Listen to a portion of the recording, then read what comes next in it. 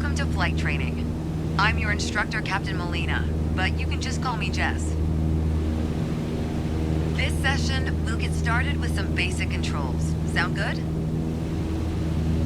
First things first, let's get familiar with your surroundings. Don't worry, I've got the stick while you get your bearings. Out your side windows, you can see we have great visibility over Sedona today.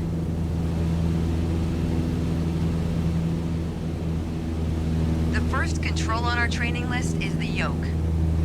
I still remember my first instructor saying the yoke is like a steering wheel. Almost.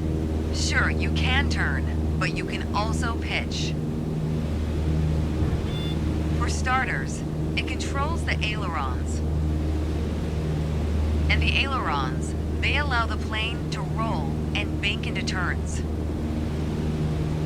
Go ahead and try rolling to the right.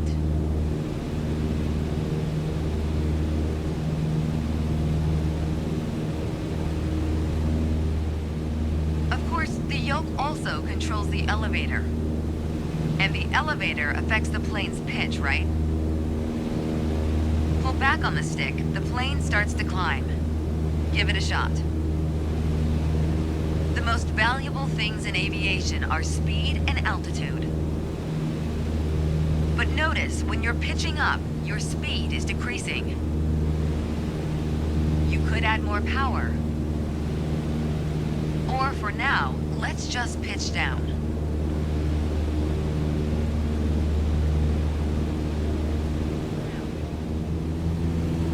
As you level back out, let's talk about another control, the rudders at your feet. Rudder pedals control the aircraft's side-to-side movement, also known as yaw. On the ground, those pedals are going to steer the plane left or right. Up here, they properly align us during turns. Try them out and watch the plane's nose skew to either side.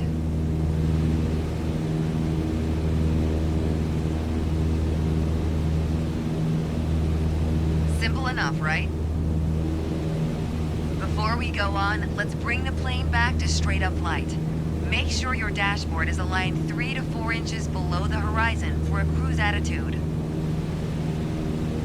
Okay, the last thing we're gonna cover now is the throttle.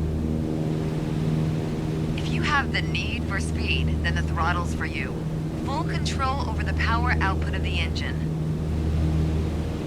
Let's see what happens when you cut all the power.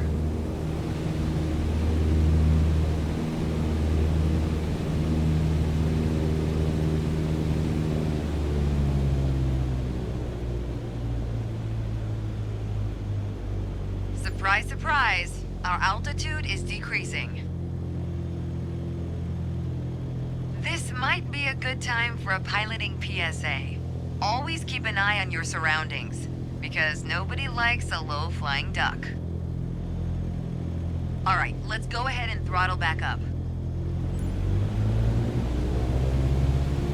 There you go. Speed is increasing, and as long as we maintain the same attitude, our altitude will keep climbing too.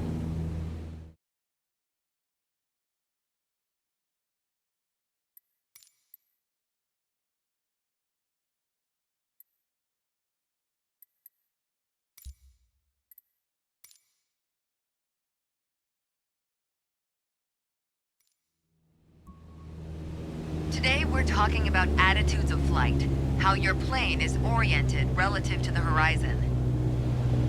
If you look outside, you can see the cockpit is just about 4 inches below the horizon line. We're flying straight with a decent rate of speed. This is the cruise attitude. Let's see how it reads on your instruments. Take a look at the attitude indicator.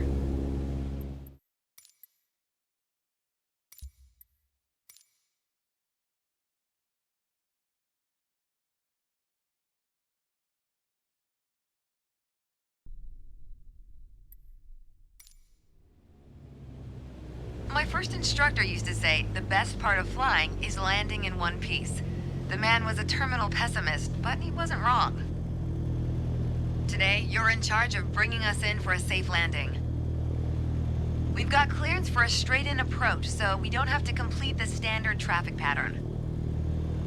And I've already set us up in landing configuration at 65 knots with 10 degrees of flaps and idle power. We're on the glide slope now. Maintain speed around 65 knots. Change your pitch if you need to, and keep your aim point on the runway number. When you're targeting the runway number, you want to keep it steady in your sights. If it looks like the number's moving up in your windscreen, you're coming in low. You'll need to add a bit more throttle to get back on the slope. If it looks like the number's moving down in your windscreen, well, then you're too high.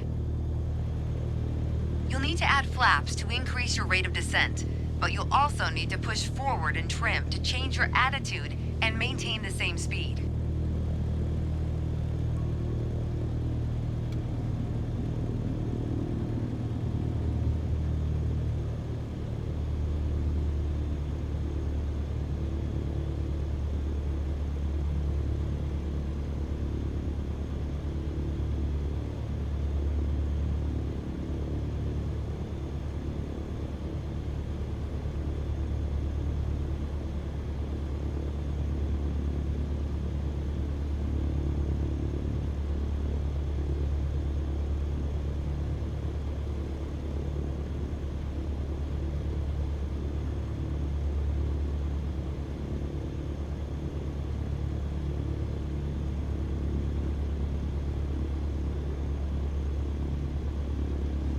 Keep your aim point on the runway threshold. When you're 10 feet above the runway, it's time to flare. Once we pass the threshold, shift your aim point to the end of the runway. Then, pull back slightly on the yoke to aim the nose just above it.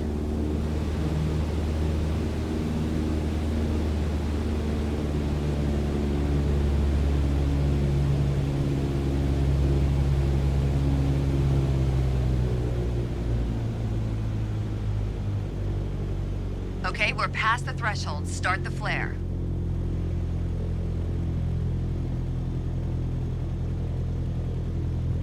Keep pulling back slowly. Let the plane settle onto the runway. Don't push it down, but don't let it start climbing. Nice. Now apply the brakes to slow us down and bring the plane to a stop.